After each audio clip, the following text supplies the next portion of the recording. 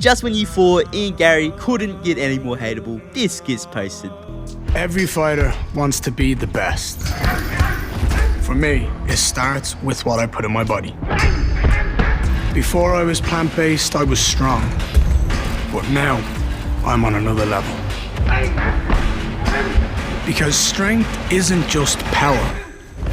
It's clarity, endurance, discipline. I recover faster, move smoother. This is what peak performance feels like. My body works better. My mind is locked in. I am not just fighting opponents, I'm fighting limits. To be the best version of me and the best athlete out there. This is the future. And the future is powered by plants. Now you might say, Mozza mate, Ian Garry has openly been vegan for years. This is nothing new. And yeah, true. But take notice of who he chose to partner with for this ad.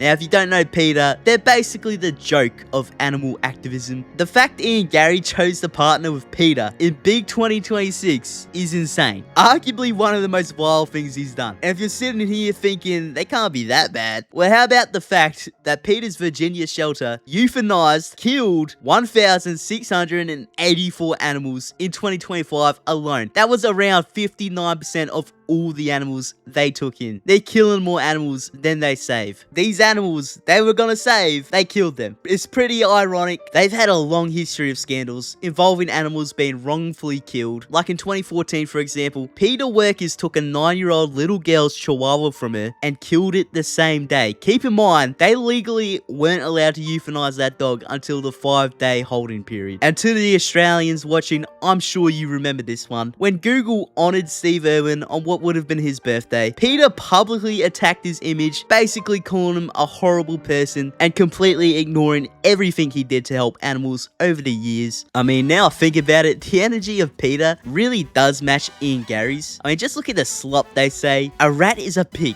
is a dog is a boy. Does that not sound like some corny shit Ian Garry would say? I'm not a cuck.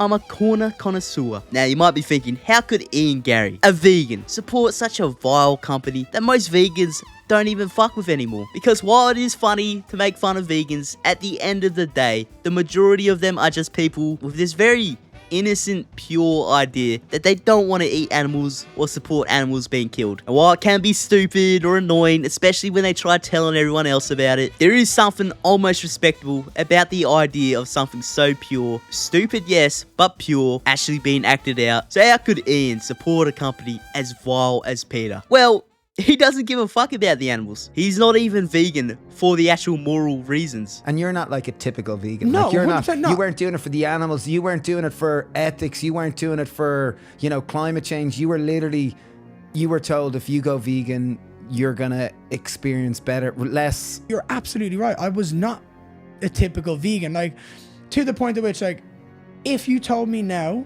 that eating steaks and chicken all day was gonna make me the best athlete in the world, I would do that because I want to be the best athlete in the world. But it's not. It's not. In my mind, in my opinion, from what I have seen with my body and everything that I have done over the last year and a half, being vegan has changed. And being I say plant-based because I feel like vegan is such a stronger meaning. It's like ethics. It's like just pure ethics and compassion. It's very exclusionary versus plant-based. Most people don't know what it is. Good on you. It's such a passion. Yeah. Like, you have a passion for animals, you have a passion for safety, for love, for care.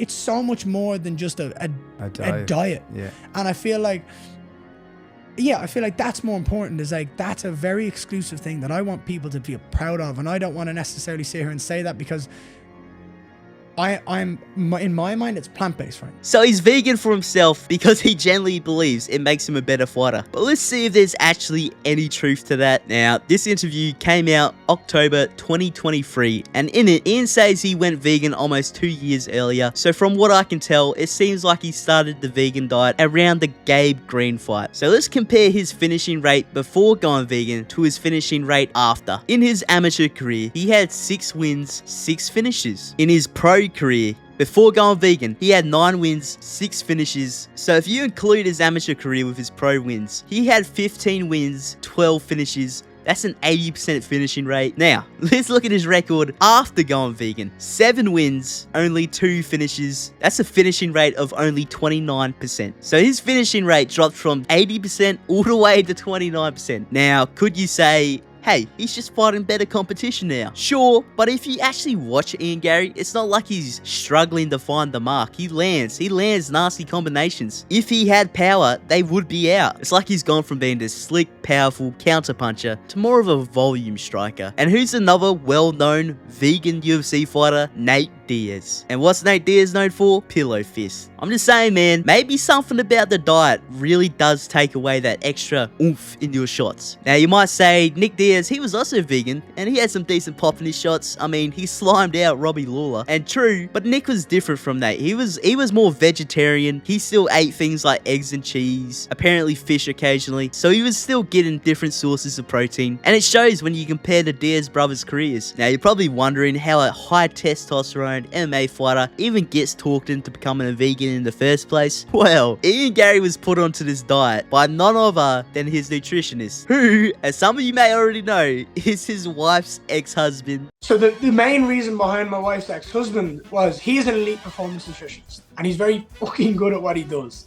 right? To the point at which we've done every single weight cut for the UFC, and they've been easier and easier and easier every single time. We've worked phenomenally together, and I'm very proud of the work we've done.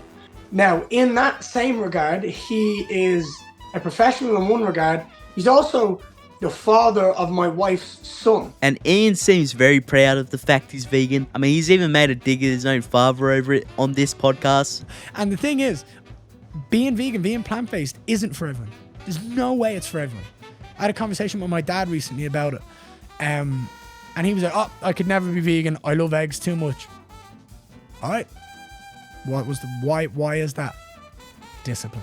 If that person wanted to be a better physical specimen in regards to your body operating at a higher rate, being vegan is absolutely a better, cleaner alternative for your body. Now, I do honestly think Ian Garry is being negatively affected by his diet. Look at him during his Cage Warrior days, then compare that to how he looks now. We also have to talk about how undersized he is for the division. Ian Garry is 6'3". He towers over almost everyone else at welterweight, yet he only loses around 10 pounds for his weigh-ins. He walks around 180, while Jeff Neal walks around at 200, Michael Morales and JDM walk around at 190. Like, Ian Garry is so undersized for welterweight. Height-wise, he's big, but actual weight, he's quite small. I mean, honestly, it's impressive that he's done as well as he has, but imagine if he had that mass on him. More muscle, more power, better durability, and probably more finishes. My main problem though, and this goes back to my last Ian Garry video, watch that if you haven't, but I don't think he should have custody of his child. And this is just another reason to add to why they're openly raising their child on a vegan diet, which is crazy to me. Now look into this yourself. I'm not a doctor, so I'm not going to sit here and pretend I am some genius on the topic, but I did do some research, and from what I've read, some of the main concerns are deficiencies affecting growth, children being undersized, weaker bone development, things like that. And when you pair that with Ian Garry's son, we've all unfortunately, against our will, had to deal with Ian dragging his poor kid to all these events for the years, all having this poor child shoved in our faces. And let me ask you this, and you can tell me whether I'm losing my mind or not. Am I the only one who feels like this kid looks almost the exact same fucking age every Ian Garry fight build up? I swear he barely looks any different. Now I'm not saying that proves anything, but I'll leave that as a cheeky little theory for yous watching. All I can say now, and I can't believe I'm gonna say this, Islam Makhachev, please don't lose, bro. The one fucking time I'm rooting for you, you better not get slimed out on some goofy shit. But yeah, that's all from me for now. If you enjoyed the video, like comment, and subscribe. And yeah, catch you later. You love horse meat's your favourite food. Did you know that Garry follows a plant-based diet, and do you think that gives him a disadvantage? You know, meat is meat. I think it's better to have a meat diet, you know, and if he's not eating meat, it's good. You know, it means more meat for me. He recently said that his favourite post-weigh-in meal is... I love my nutritionist makes me quesadillas. Beans, chickpeas, some Beyond Meat. For me, it's A1. What's Shavkat's favourite post-match meal? Real meat. You need that protein.